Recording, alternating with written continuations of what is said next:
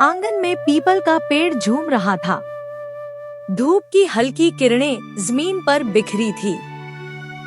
लड़का किताब खोले बैठा था, पर नजरें अक्षरों से फिसलकर पिता के झुर्रियों वाले चेहरे पर ठहर जाती।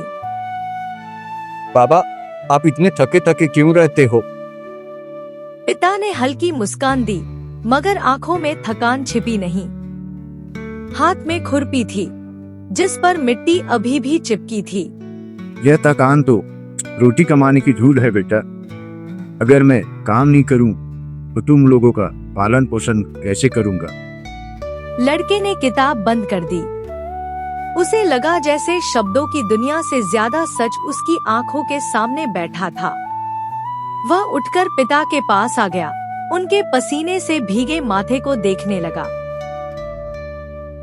पिताजी, आप दिन रात खेत में इतना मेहनत क्यों करते हो? जब मैं बड़ा हो जाऊंगा तो आपको आराम दूंगा। पिता ने बेटे के बालों पर हाथ फेरते हुए गहरी सांस ली। बेटा, हर पिता का यही सपना होता है कि उसका बेटा उससे भी आगे बढ़े। और मैं खेत जोतता हूँ ताकि तेरा रास्ता खुला रहे। तू पढ़ाई कर, यही मेरा असली आराम है। लड़के की आंखें भर आईं।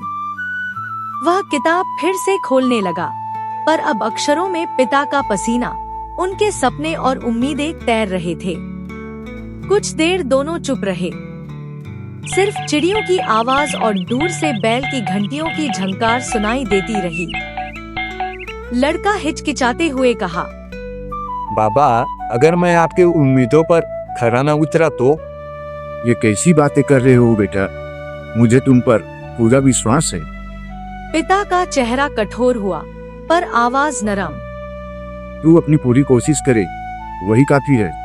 मेरी तुमसे कोई उम्मीद ऊंचे पद या दौलत की नहीं है।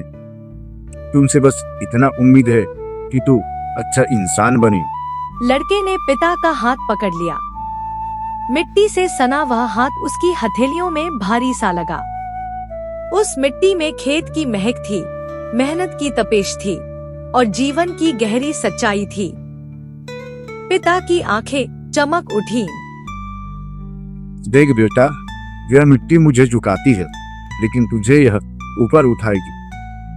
लड़के ने पिता को कसकर गले लगा लिया। उसके गले में शब्द अटक गए। सिर्फ आंसू थे जो उसके गालों से बहकर पिता के कंधे पर गिर गए। पिता ने बेटे की पीठ थपथपाई। अब तू अच्छे से पढ़ाई कर और इस गांव का नाम रोशन करना बेटा।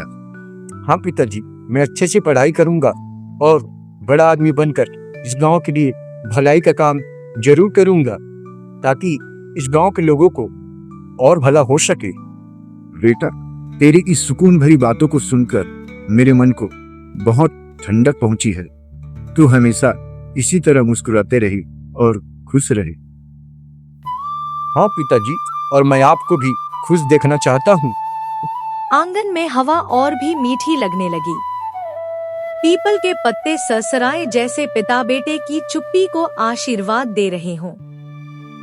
लड़के ने ठान लिया, अब किताबों की हर पंक्ति वह ऐसे पढ़ेगा जैसे पिता के सपनों का बोझ उठाए हो। और पिता ने भी तय कर लिया, जब तक सांस चलेगी, बेटे की राह कभी नहीं रुकने देंगे। अगर आपको हमारा यह वीडियो अच्छा लगा हो तो हमारे चैनल को लाइक और सब्सक्राइब जरूर कर दे। धन्यवाद।